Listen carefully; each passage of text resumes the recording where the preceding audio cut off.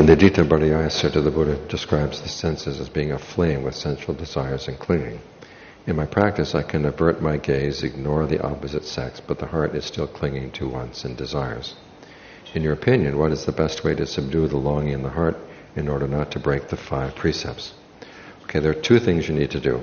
One is you need to give the mind an alternative sense of pleasure. That's what the concentration is for. So you can see, okay, I can gain pleasure, I can gain a sense of satisfaction simply by sitting here breathing. And then you have to look at the drawbacks of the sensual desire. Now this means looking at the drawbacks of 2 things. One would be the drawbacks of the object that you're lusting for. This is why they have contemplation of the body. If you start with your own body, to be fair, it's not just the other person, but your own body has you open it up, what you have. You have lungs, you have a stomach, you have a liver, you have kidneys.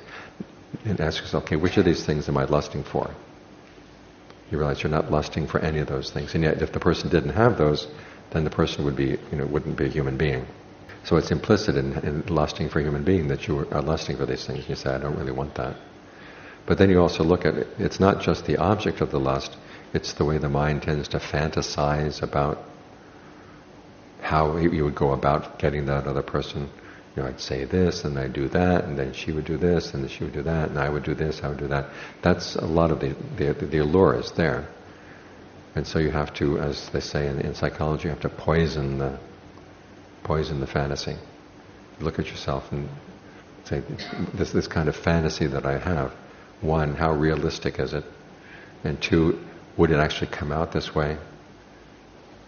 And why do I get so much pleasure just out of fantasizing about these different roles that I take on? Ajahn Lee, when he was a young monk, was thinking of disrobing. And so he said, okay, before I disrobe, I'll have to prepare myself mentally. So he went up to meditate.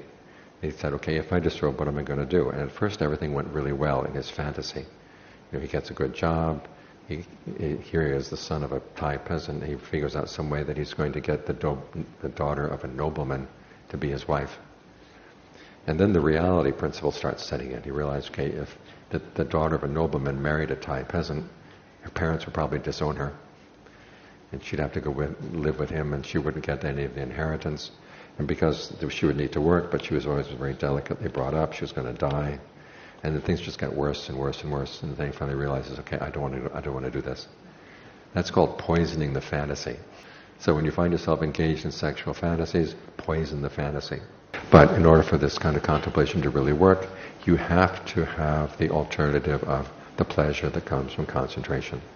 So this way your discernment and your concentration work together. Buddha's teachings on contemplating the unattractiveness of the body.